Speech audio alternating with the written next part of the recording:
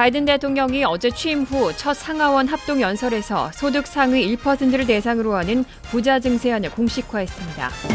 바이든 대통령의 첫 의회 연설에 대해 미국 국민의 절반가량은 긍정적인 평가를 내린 것으로 나타났습니다. 코로나19 백신 접종이 진행돼가면서 미국 내 바이러스의 확산이 더뎌지기 시작했다는 전문가들의 평가가 나왔습니다. 뉴욕시는 오는 7월 1일부터 그동안의 영업 제한을 없애고 경제활동이 100% 정상화될 것으로 예상됩니다. 트럼프 전 대통령이 2024년 대통령 선거에 출마할 가능성을 100%라고 밝혔습니다. 이상은 이 시각 주요 뉴스입니다. 시청자 여러분 안녕하십니까? KBN 뉴스입니다. 오늘 오후 4시 기준 미 전역의 코로나19 누적 확진자는 어제보다 54,026명, 사망자는 950명이 늘었습니다. 뉴욕의 확진자는 3,034명, 사망자는 23명이 늘었고 뉴저지 확진자는 2,113명, 사망자는 49명이 늘었습니다. 커네티컷의 확진자는 486명, 사망자는 4명 증가했습니다. 첫 번째 소식입니다. 바이든 대통령이 어제 취임 후 첫 상하원 합동 연설에서 부자 증세안을 공식화했습니다. 앞으로 15년간 2조 달러를 목표로 고소득자에게 소득세와 자본이득세를 증세하겠다는 방안입니다. 연소득 40만 달러 미만은 어떤 세금 인상도 없을 것이라고 강조했습니다. 어제 바이든 대통령은 취임 후 첫 연방 상하원 합동의회 연설에서 1조 8천억 달러 규모의 미국 가족 계획을 발표하고 재원 마련을 위한 증세 계획을 제시했습니다. 소득 상위 1%를 대상으로 하는 연방 소득세 최고 과세 구간 세율을 37%에서 39.6%로 인상하는 방안입니다. 자본이득세의 경우 연소득 100만 달러 이상 가구의 최고 세율을 현재 배에 달하는 39.6%로 올립니다. 현재 순투자 소득세 3.8%를 포함하면 자본이득세의 최고 세율은 43.3%까지 오르게 됩니다. 바이든 대통령은 이번 증세 계획이 고소득자를 겨냥한 것이라고 분명히 밝혔습니다. 그러면서 이미 중산층은 충분히 세금을 내고 있고 연소득 40만 달러 미만에게는 어떤 세금 인상도 없다고 강조했습니다. 이어 미국 상위 1%의 기업과 부자들이 그들의 공정한 몫을 분담해야 할 때라며 자신이 제안한 것이 공정하다고 믿는다고 덧붙였습니다. 바이든 대통령은 대기업과 부유층의 감세가 중소기업 및 저소득층에게 돌아가 국가 경제를 튼튼하게 한다는 공화당의 이른바 낙수론과 트럼프 전 대통령의 감세 정책을 비난했습니다. 임금 인상과 연구 개발에 사용돼야 할 돈을 최고 경영자들의 호주머니에 쏟아부었고 CEO와 근로자 간의 사상 최대의 임금 격차를 만들었다고 지적했습니다. 바이든 대통령은 또 1조 8천억 달러 규모 미국 가족 계획도 발표했습니다. 3, 4살 아동에게 취학 전 무상교육을 제공하고 2년의 커뮤니티 칼리지 교육도 공교육에 포함시키는 등 양육과 교육 지원 등의 내용이 담겼습니다. 바이든 대통령은 어제 취임 첫 상하원 합동 연설에서 미래를 위한 경쟁에서 이기기 위해선 가족 어린이를 위한 세기 한 번의 투자를 해야 한다며 미국 가족 계획을 소개했습니다. 이번 대규모 정책 계획에는 어린이 양육과 교육 지원 등이 담겼는데 구체적으로 3살에서 4살 아동의 취학 전 2년 무상교육과 고등학교 졸업 이후 2년의 커뮤니티 칼리지 교육 등 4년의 공교육 프로그램 추가를 담았습니다. 또 칼리지 교육을 위한 미 연방 무상 장학금 제도인 펠그랜츠 강화도 포함됐습니다. 아울러 역사적으로 흑인 교육에 기여해온 칼리지와 대학을 비롯해 소수자 교육 담당 기관 투자도 늘리기로 했습니다. CNN은 고위 행정부 당국자를 인용해 궁극적으로는 연방정부가 주별 교습비 평균치의 75%를 부담하고 나머지 비용은 주정부가 부담할 전망이라고 보도했습니다. 바이든 대통령은 또 중저소득 가정이 5세 이하 아동 보육에 수입의 7% 이상을 쓰지 않도록 보장할 것이라고 밝혔습니다. CNN에 따르면 수입이 주별 중위소득 1.5배 상당인 가정까지 혜택을 받을 것으로 보입니다. 이어 최대 12주의 육아휴직과 병가를 제공할 것이라며 누구도 직업급여와 가족을 위한 돌봄 중 하나를 선택해야 해선 안 된다고 강조했습니다. 바이든 대통령은 또 지난해 3월 코로나19 부양 패키지 일환으로 제공됐던 인당 3,000에서 3,600달러 아동 세액 공제를 최소 2025년까지 연장하자고 제안했습니다. 바이든 정부는 취임 100일 동안 코로나19 백신 2억 2천만 회 접종을 달성했습니다. 바이든 대통령은 백신 접종 성과에 대해서도 강조하면서 다른 나라들을 위한 백신 무기고를 자처했습니다. 앞으로의 백신 반출에도 관심이 모아졌습니다. 연설에서 바이든 대통령은 우리는 100일 동안 코로나19 백신 2억 2천만 회를 맞췄다며 신임 행정부의 백신 접종 성과를 강조했습니다. 또 자신이 취임했던 당시 미국 상황을 거론해 100일 전 미국은 집에 불이 났었다고 회고하고 행동해야 했다며 자신의 미국 구조 계획을 언급했습니다. 바이든 대통령은 이를 미국 역사상 가장 중대한 구조 패키지였고 이미 그 결과를 보고 있다면서 취임 100일 이후 백신 접종 성과를 거론하고 연방 자원을 총동원하고 있다고 밝혔습니다. 특히 현재 미국인의 90%는 백신 접종 장소 5마일 이내에 살고 16세 이상이라면 모두 접종 자격이 있고 바로 나가 백신을 맞을 수 있다며 가서 백신을 맞으라고 권유했습니다. 바이든 대통령은 당초 취임 후 100일 이내 코로나19 백신 1억 회분 접종을 목표치로 제시했었지만 예상보다 빠른 백신 접종으로 중도의 목표치를 2억 회분으로 상향했고 지난 21일 이 목표 달성을 발표했습니다. 한편 바이든 대통령은 제2차 세계대전에서 미국이 민주주의의 무기고였듯 우리는 다른 국가를 위한 백신 무기고가 될 것이라고 발언하면서 잉여 백신 반출의 가능성도 제시했습니다. 한편 바이든 대통령의 첫 의회 연설에 대해 미국 국민의 절반가량은 긍정적인 평가를 내는 것으로 나타났습니다. 다만 전임 대통령들의 첫 의회 연설보다는 긍정적인 평가 비율이 다소 낮았습니다. CNN은 SSRS의 의뢰를 통해 어제 바이든 대통령의 연설 생중계를 시청한 미국 성인 589명을 대상으로 문자메시지 방식의 여론조사를 실시했습니다. 이번 여론조사에서 바이든 대통령의 상하원 합동의회 연설을 지켜본 미국 국민의 51%는 긍정적인 평가를 내렸습니다. 이 연설은 바이든 대통령이 취임 100일을 하루 앞두고 진행한 취임 후 첫 의회 연설이었고 하원 본회의장에서 진행되면서 생중계됐습니다. 다만 절반을 겨우 넘는 긍정평가는 전임 대통령 3명의 첫 의회 연설 때보다 낮은 수준입니다. 버락 오바마 전 대통령은 68%, 조지 W. 부시 전 대통령은 66%, 도널드 트럼프 전 대통령도 2017년 첫 의회 연설에서 바이든 대통령보다 높은 57%의 긍정평가를 받았습니다. 어제 10명 가운데 6명은 바이든 대통령이 연설에서 공화당원들에게 적절한 정도의 지지를 보냈다고 생각했고 충분하지 않다는 의견은 38%, 지나쳤다는 의견은 4%였습니다. 연설을 지켜본 뒤 국가의 미래를 낙관한다는 응답은 71%였습니다. 시청자 비율은 민주당이 일반 국민보다 13% 많았고 공화당은 2% 적었습니다.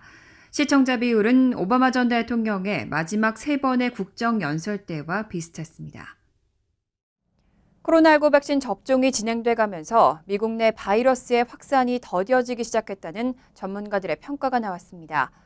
미국 전체 성인의 약 40%가 백신 접종을 마쳤는데 앞으로는 감염 사례가 급격한 감소를 보이기 시작할 거라는 전망도 나옵니다. 어제 월스트리트저널은 존스홉킨스대 자료를 토대로 미국 신규 감염자 수의 7일 평균이 일주일 넘게 14일 평균보다 아래로 떨어졌다고 보도했습니다. 전염병 전문가들은 최근의 상승세 이후 다시 감염자 수가 줄어들기 시작했다는 징후로 보고 있습니다. 미국에서는 최근 하루 평균 최소 5만 건의 신규 감염 사례가 발생하고 있기 때문에 코로나19 대유행이 종료되기까지는 아직 멀었다는 의견이 지배적이지만 지금까지 미국 전체 성인의 40% 가까이는 백신 접종을 완전히 마쳤기 때문에 어느 정도는 일상을 되찾을 수 있을 것으로 보입니다. 보건 전문가들은 이스라엘 등 미국보다 백신 접종 캠페인이 더 많이 진행된 국가들의 데이터를 바탕으로 40%의 접종률을 백신이 바이러스의 우위를 점하는 중요한 기준점이라고 평가하고 있습니다. 앤서니 파우치 국립 알레르기 전염병 연구소 소장은 한 인터뷰에서 접종을 한 인구가 40%에서 50% 사이 어디쯤에 이르면 감염 사례의 급격한 감소를 보기 시작하게 될 것으로 생각한다고 밝힌 바 있습니다. 한편 연방정부 데이터에 따르면 백신 접종이 본격화되면서 요양원 거주자들의 코로나19 확진과 사망이 급감했고 노령층의 병원 입원과 사망이 줄어든 것으로 나타났습니다. 뉴욕시도 코로나19 극복에 속도를 내고 있습니다. 뉴욕시는 오는 7월 1일부터 경제활동이 100% 정상화될 것으로 예상됩니다. 빌 드블라지오 뉴욕시장은 오늘 MSNBC와의 인터뷰에서 7월 1일부터 뉴욕시를 100% 정상화할 방침이라고 밝혔습니다. 이에 따라 코로나19 사태 이후 영업이 제한됐던 식당과 체육관, 미장원 등 각종 업소가 7월부터는 최대 수용 인원의 100%를 모두 채워 운영할 수 있게 될 것으로 보입니다. 드블라지오 시장은 뉴욕시의 모든 업소와 사무실, 극장을 완전하게 재개장할 준비가 되어 있다고 설명했습니다. 코로나19 백신 접종이 속도를 내면서 정상화에 자신 있다는 의미입니다. 드블라지오 시장은 지금까지 630만 명이라는 엄청난 수의 뉴욕 시민이 백신을 접종했다고 밝혔습니다. 뉴욕시는 6월 말까지 두 차례의 백신 접종을 완료하는 뉴욕 시민의 수를 500만 명으로 끌어올리겠다는 목표를 세우고 있습니다. 코로나19 백신 접종이 속도를 내면서 뉴욕도 코로나19 사태 이전의 모습을 찾아가고 있습니다. 어제 앤드류 코모 뉴욕 주지사는 자정까지만 영업하도록 되어 있는 주 저녁 식당과 술집의 영업시간 제한을 해제한다고 발표했습니다. 5월 17일부터 야외 식당, 5월 31일부터는 실내 식당의 야간 영업 제한이 해제됩니다. 케이터링 행사의 경우 5월 17일부터 모든 참석자의 백신 접종 완료 또는 음성 결과를 제시한 경우에 한해 5월 31일부터는 그 외 모든 케이터링 행사에 대해 시간 제한이 해제됩니다. 또 5월 3일부터 가정 등 주거 모임에 대해서 실내 10명, 실외 25명까지로 인원 제한이 완화되고 케이터링 서비스도 허용됩니다. 인도의 코로나19 사태가 계속해서 악화하고 있습니다. 바이든 정부는 1억 달러에 달하는 긴급 물품을 인도에 지원하기로 결정했습니다. 백악관은 어제 성명에서 코로나19가 다시 퍼지면서 어려움을 겪고 있는 인도와의 공고한 우호 관계에 따라 긴급 지원에 나서기로 했다며 수요일 내에 인도에 있는 협력기구에 긴급 물품을 전달할 것이라고 밝혔습니다. 백악관은 팬데믹 사태 초기 인도가 미국을 도왔던 것처럼 미국도 인도가 도움을 필요로 하는 지금 협력하기로 했다고 강조했습니다. 첫 지원 물품은 29일 항공편을 통해 인도에 도착하고 다음 주에도 추가로 지원이 이뤄질 예정입니다. 우선 바이든 정부는 이미 주문한 아스트라제네카 코로나19 백신 2천만 회분을 인도에 공급합니다. 또 부족한 산소 공급 장치 등 관련 의료 장비를 보내기로 했고 질병통제예방센터가 현지에서 의료용 산소통을 추가로 확보해 인도 정부와 협조해 각 병원에 배치하기로 했습니다. 아울러 환자와 의료진을 위한 N95 마스크 1,500만 장을 포함한 개인 보호장비와 코로나19 긴급 진단키트도 공급하기로 했습니다. 코로나19 항체 치료제인 렘데시비르 2만 회분도 공급합니다. 이 밖에 백악관은 CDC 전문가들이 코로나19 예방과 통제, 백신 접종 등의 분야에서 현지 보건당국과 협력할 예정이라고 밝혔습니다. 제약사 모더나가 코로나19 백신의 내년 생산 목표를 배로 늘렸다고 밝혔습니다. 부스터샷의 필요성도 거론되면서 내년 생산량을 30억 회분으로 상향한다고 발표했습니다. 제약사 모더나 이사회의 스티븐 호즈 의장은 어제 인터뷰에서 내년의 상황을 전망할 때 매우 큰 백신 수요가 예상되면서 전 세계에서 백신 공급 요구가 나오고 부스터샷까지 거론되고 있다면서 내년 코로나19 백신의 생산 목표를 배로 늘려 30억 회분으로 상향한다고 밝혔습니다. 호즈 의장은 코로나19 백신의 3회차 접종이나 청소년을 대상으로 한 접종 필요 논의를 들며 생산 목표를 기존의 2배 이상으로 높인다고 말했습니다. 기존의 모더나의 2022년 코로나19 백신 생산 목표량은 14억 회분이었습니다. 아울러 모더나는 올해 코로나19 백신의 생산 예상 물량도 기존의 7억 회분 이상에서 8억에서 10억 회분으로 올려잡았습니다. 앞서 7일 화이자와 코로나19 백신을 공동 개발한 독일의 생명공학 기업 바이오엔테크도 코로나19 백신 생산을 확대한다고 발표한 바 있습니다. 우그르사인 바이오엔테크 창업자 겸 최고 경영 책임자는 어제 독일 외신 기자클럽과의 화상 간담회에서 올해 초에만 해도 코로나19 백신 생산 목표가 13억 회분이었지만 지금은 30억 회분으로 올렸다고 밝혔습니다. 트럼프 전 대통령이 2024년 대통령 선거에 출마 가능성을 100%라고 밝혔습니다. 트럼프 전 대통령은 오늘 아침 폭스 비즈니스와의 전화 인터뷰에서 출마 가능성을 묻는 질문에 여론조사에서 모두가 내가 그렇게 하기를 원하는 것으로 보여주고 있다면서 100% 출마 생각을 하고 있고 성공할 것이라고 생각한다고 밝혔습니다. 트럼프 전 대통령은 바이든 대통령의 첫 상하원 합동 연설에 대해 비난을 퍼부었습니다. 트럼프는 바이든 대통령이 국경에 대해 얘기하지 않았다며 자신이 치적으로 꼽는 국경 장벽을 거론하면서 그들은 장벽 건설을 마무리하고 싶어하지 않고 재앙이고 우리나라의 부끄러운 일이라며 나라를 망칠 것이라고 비난했습니다. 트럼프 전 대통령은 연방수사국이 어제 자신의 개인 변호사였던 루디 줄리아니 전 뉴욕 시장의 자택과 사무실을 압수수색한 데에 대해서도 불만을 터뜨렸습니다. 트럼프는 줄리아니는 대단한 애국자이며 미국을 사랑한다고 말하고 그들은 그의 아파트에 들이닥쳤다며 너무 불공정하고 누구도 본 적 없는 이중잣대라고 비판했습니다. 연방준비제도가 제로 수준의 기준금리를 유지했습니다. 정부의 대규모 지출에 빠른 경제 성장 속도로 인플레이션 상승 우려가 나오고 있지만 일시적인 것이라고 평가했습니다. 연방준비제도는 어제 연방공개시장위원회 정례회의에서 기준금리를 0.00에서 0.25%에 동결하기로 결정했습니다. 지난해 3월 코로나19 여파에 대응하기 위해 제로 금리를 결정한 지 1년 넘게 같은 입장을 유지한 겁니다. 연준은 또 장기 금리를 낮추기 위해 매월 1,200억 달러 규모의 채권 매입도 지속할 것이고 완화적 통화 정책을 유지한다고 밝혔습니다. 연준은 또 회의 후 성명을 통해 고용시장과 함께 경제가 개선되고 있다며 낙관적인 전망을 내놨습니다. 지난달 연준은 코로나19가 경제 전망에 상당한 위험을 초래했다고 경고했지만 이날은 경제 전망에 대한 리스크가 남아있다고만 설명했습니다. 최근 몇 주간 미국 경제는 고용과 지출, 제조업이 모두 상승하면서 예상외로 강한 상승세를 보이고 있습니다. 지난 3월 고용지표는 거의 100만 개에 가까운 일자리가 만들어지는 등 호조를 보였고 4월 소비자 신뢰지수는 가파르게 상승해 14개월 만에 최고치를 기록했습니다. 바이든 대통령이 제안한 추가적인 대규모 지출에 빠른 경제 성장 속도가 인플레이션 상승 우려를 불러일으켰지만 제롬 파월 연준 의장은 공급 병목 현상이 인플레이션 가속화의 장기화보다는 일시적인 가격 인상으로 이어질 것으로 기대한다고 말했습니다. 간추린 소식입니다. 노동부는 오늘 지난주 신규 실업수당 청구 건수가 55만 3천 건으로 집계됐다고 밝혔습니다. 전주 수정치 대비 1만 3천 건 줄었고 팬데믹 사태 이후 최저치입니다. 전반적인 추세를 보여주는 4주 이동평균은 61만 1,750건으로 한 주 사이 4만 4천 건 감소했습니다. 22만 5,500건을 나타냈던 지난해 3월 14일 이후 거의 1년 만에 최저치입니다. 다만 최소 2주간 실업수당을 청구하는 계속 실업수당 청구 건수는 366만 건으로 늘어났습니다. 스캇 스트링어 뉴욕시 감사원장이 2001년 뉴욕시 공익옹호관 선거에 출마했던 당시 선거 캠페인 무급 인턴으로 근무했던 한인 진 김 씨가 스트링어로부터 성희롱을 당했다고 폭로했습니다.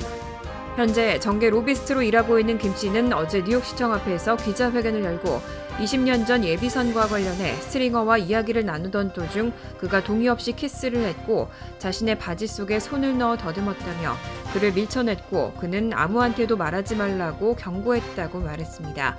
이와 관련해 스트링어 감사원장은 절대 사실이 아니라며 어떤 여성과도 이런 관계를 가지지 않는다고 해명했습니다. 뉴저지 팰리세이즈 팍 타운 의회는 어제 벤자민 라모스 전 경찰서장이 타운 정부를 상대로 제기한 소송에 합의하고 85만 달러의 합의금 지급과 라모스 전 서장에 대한 징계 혐의 등을 모두 철회한다는 내용의 결의안을 승인했습니다.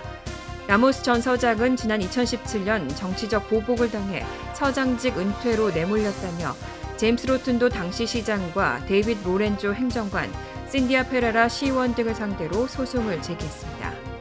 인터넷 매체 악시오스는 어제 의료기기 업체 에벗의 바이넥스나우 신속 검사 키트가 월그린스와 CVS 등 약국 체인과 온라인에서 판매를 시작했다고 보도했습니다. 검사를 2차례 할 수 있는 이 제품의 판매가는 23.99달러며 역시 2회 검사가 가능한 퀴델사의 퀵뷰 검사 키트도 30달러, 그리고 호주 업체 엘륨의 검사 키트는 다음 달 말 38.99달러에 온 오프라인 판매를 시작합니다. 이들 제품은 바이러스 표면에 있는 항원을 탐지해 감염 여부를 판별하는 항원 검사 장비로 10분에서 15분 안에 결과를 얻을 수 있습니다. 환율과 증권 소식입니다.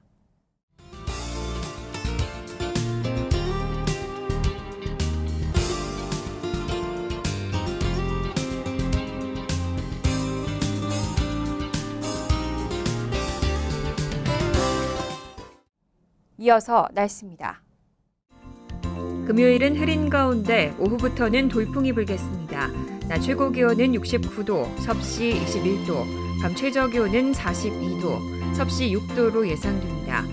토요일은 대체로 화창하겠습니다. 일요일은 구름이 많은 가운데 적지만 소나기 내릴 가능성이 있겠습니다. 이상으로 KBN 뉴스를 마칩니다. KBN과 함께 즐거운 저녁 되시기 바랍니다. 미 동부 최대 한인방송 KBN이 제작하는 KBN 뉴스는 웹사이트 mykbn.com 그리고 유튜브와 페이스북에서 다시 보실 수 있습니다. 좋아요, 구독, 알림 설정은 뉴스 제작에 큰 도움이 됩니다.